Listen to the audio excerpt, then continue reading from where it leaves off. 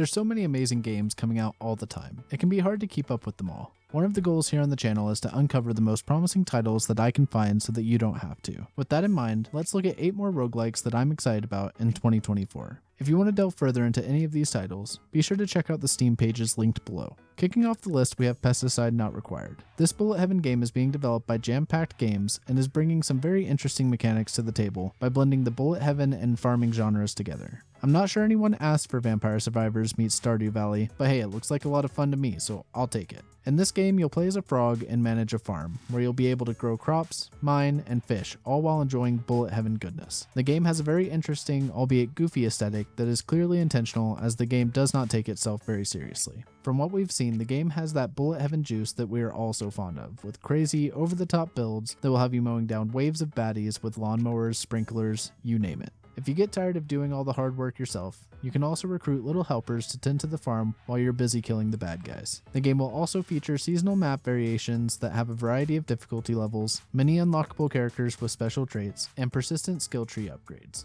Currently, Pesticide Not Required has a demo available and will be released in Q1 on Steam. Have you ever wondered what it would be like if Tony Hawk's Underground got made into a roguelike? No? Me either, but Helskate is looking to bring some skateboarding action to the roguelike genre, and I'm here for it. The game is being developed by Phantom Coast and is bringing a lot of character to the already interesting blend of genres. You'll play as Anton Falcon as you thrash through a labyrinth known as Vertheim. You'll perform epic skating combos to power up your attacks in order to defeat creepy eyeball monsters and demons that hate skateboarders. There's obviously a lot of inspiration here from Tony Hawk's Underground, and it really hits me with all of the nostalgia that I can handle. That being said, it does still manage to have its own clear and consistent style, which I think they have absolutely nailed. Honestly, I cannot wait to get my hands on this one. This is a super fresh take on the genre, and I think it's going to be an absolute blast. There will be different weapons, gear in the form of skateboards and outfits, as well as tapes to make each run unique. There will also be permanent upgrades in the form of tattoos. Oh, did I mention that you'd be battling the gods of skating? Yeah, there's that too. Helskate is scheduled to release in Q1 on Steam, and while there has been some discussion around consoles, there's nothing concrete as of yet. This next one is really interesting. Kadomon Hyper Auto Battlers is a blend of auto-battling Pokemon and roguelikes, and has a very interesting aesthetic. The game is being developed by Dino Rocket, and they have been hard at work at combining some of my favorite genres, and I can't thank them enough. In Kadomon, you'll put together a team of monsters and traverse a randomly generated map, sort of like Slay the Spire. As you progress through the run, you'll collect experience for your monsters and be able to evolve them. Once they are fully evolved, they have a chance to become a hyper version, which is much stronger.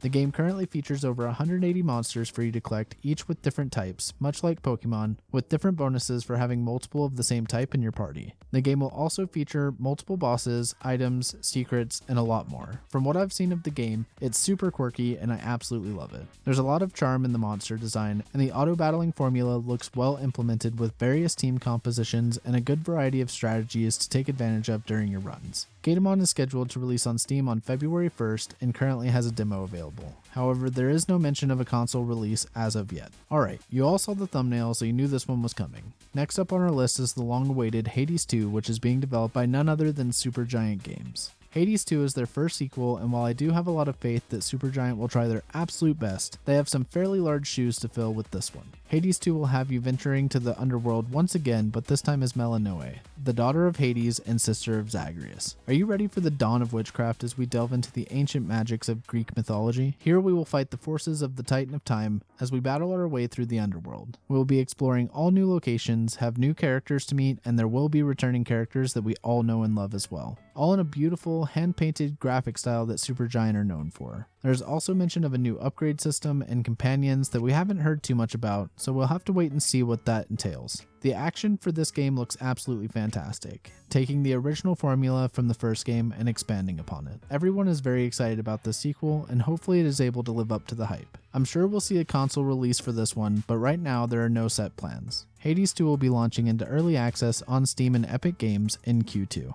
Next up, we have a very interesting title that is taking top-down to a whole new level. Shadow of the Depth is a top-down action roguelike that is being developed by Chili Room. This hack-and-slash roguelike will have you beating down bad guys with an interesting combat system that utilizes combos. Initially, I wasn't really sure that I'd be too interested in this title, simply because of the perspective. However, the dark artistic style and interesting combat has me wondering if maybe I can look past it. Currently, there are 5 characters in the game, each with their own unique abilities and characteristics, with the character portraits being very well done and is one of the things that actually caught my attention. As you progress through the game, you'll unlock runes and talents to further customize your character. The game will feature 3 chapters, each with their own bosses, which look fairly challenging and well designed from what we've seen. Shadow of the Depths combat is an area where I think it shines because although the perspective isn't necessarily my cup of tea, the combat looks snappy and fun to learn. Currently, there is a demo available if you're interested in checking it out, and it is scheduled to release in Q2. Alright, we've got another sequel on our hands, this time from Matt Dabrowski in the form of Streets of Rogue 2. This sequel will expand on the popular formula that made the first game incredible by blending RPG elements with the endless replayability of a roguelike. Streets of Rogue 2 will have you exploring a lively, procedurally generated open world with a quest to take down the corrupt president in any way that you see fit. The art style seems to hold true to its predecessor's pixel art style, with a bit of an upgrade in fidelity, which is great. The game will feature dozens of classes with unique traits and playstyles, or the ability to create your own. You'll be able to experiment with a vast arsenal of weapons, gadgets, hijackable vehicles, and much more. Streets of Rogue 2 is promising to give you a sandbox to experience whatever kind of chaos you can cook up, and it looks like an insanely good time. In the trailer, it shows someone literally driving a truck through a building, and someone riding a bear shooting up the streets.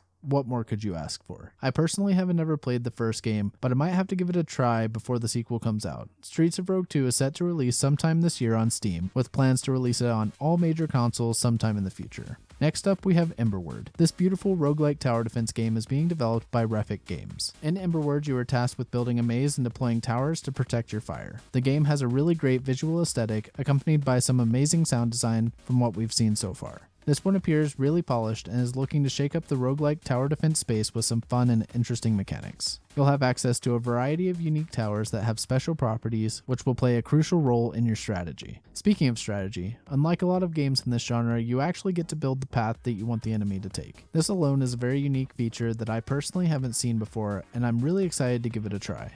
On top of that, you will also be able to use buff cards, talents, and level mechanics to further enhance your defense. All of this will be done on a randomly generated map where you will have to pick your own destinations. If the gameplay that we've seen from the demo that is currently available on Steam is anything to go by, Emberward is going to be a ton of fun. Currently, the release date is set for sometime in 2024 on Steam. The last game on our list is Crystal Guardians. I know what you're thinking. Another tower defense roguelike? Come on. But hear me out, this one looks like it has a really solid foundation. The game is being developed by Green Pine Studios, and in Crystal Guardians, you will be building towers to defend your world Crystal. The game has a very interesting low poly art style that is very reminiscent of Kingdoms and Castles. The maps in the game are procedurally generated so that every run is different. As you progress through your run, you will expand the area that you are defending, which will offer opportunities to find hidden powers. You'll be able to upgrade the 25 different towers with over 50 different items. There is extensive meta progression available, so if that's not your thing, then this one might not be for you. However, there are currently 5 unique boss rounds available and many different enemy types to learn. Crystal Guardians currently has a demo available on Steam and will be releasing on the 20th of February. I sincerely want to thank you for your time. I really hope that you found the video both informative and entertaining. If you enjoyed this one, then I highly recommend my previous upcoming roguelikes video here on the screen. I would also be humbled if you would leave a like and consider subscribing to the channel. If there are any games that I missed that you're excited about in 2024, let me know down in the comments and I'll try to include them in the next one. Thank you so much for watching. I'll catch you in the next one. Peace.